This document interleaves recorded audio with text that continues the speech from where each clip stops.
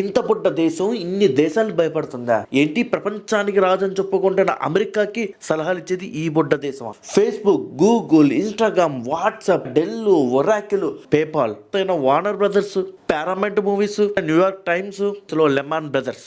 మీరందరూ ఆశ్చర్యపోవచ్చు, ఏంటి వీళ్ళందరూ ఈ బుడ్డ దేశానికి సంబంధించిన వాళ్ళ అని. అంతేకాదు, నేను చెప్పింది జస్ట్ 1% మాత్రమే. వీళ్ళ ఇంటెలిజెన్స్ విభాగం ఎలా ఉంటుందో తెలుసా? ఎంత షార్ప్ గా పనిచేస్తుందో తెలుసా మీ అందరికి? 1970లో ఇథియోపియా సోమాలియా వార్ తెలుసా మీ అందరికి? అందులో ఈ బుడ్డ దేశం సంబంధించిన ప్రజలు వాళ్ళందరినీ బయటికి తీయడానికి అప్పుడు ఇథియోపియా గవర్నమెంట్ అడిగినా కానీ సపోర్ట్ చేయలేదు. ఈ బుడ్డ దేశ ఇంటెలిజెన్స్ ఏం చేసిందో తెలుసా? ఒక ట్రావెల్ ఏజెన్సీ నడుపుతున్నాం అని చెప్పి ఆ ట్రావెల్ ఏజెన్సీ ద్వారా దాదాపు వాళ్ళ ప్రజల్ని వాళ్ళ దేశానికి ఆ వార్ నుంచి సురక్షితంగా 36 గంటల్లో 14,000 మందిని రెస్క్యూ చేసి వాళ్ళ దేశాన్ని తెప్పించుకుంది. ఒక్కసారి ఆలోచించండి, నా దేశంలో ఉన్న మిలిటరీ జెట్ ని ఆ బుడ్డ దేశం దొంగతనం చేసి అది చెప్పేంత వరకు ఈ దేశానికి తెలియదు. అది ఎక్కడ అనుకున్నావు? దుబాయ్ లో. 2018లో సీక్రెట్ గా న్యూక్లియర్ పవర్ ని తయారు చేస్తుంటే ఇరాన్ దాదాపు ఒక రోజు రాత్రి ఇరాన్ ప్రజలందరూ ప్రశాంతంగా నిద్రపోతుంటే, ఇరాన్ సుప్రీం కోర్టు ప్రశాంతంగా నిద్రపోతుంటే ఈ బుడ్డ దేశం ఇంటెలిజెన్స్ ఏం చేసిందో తెలుసా?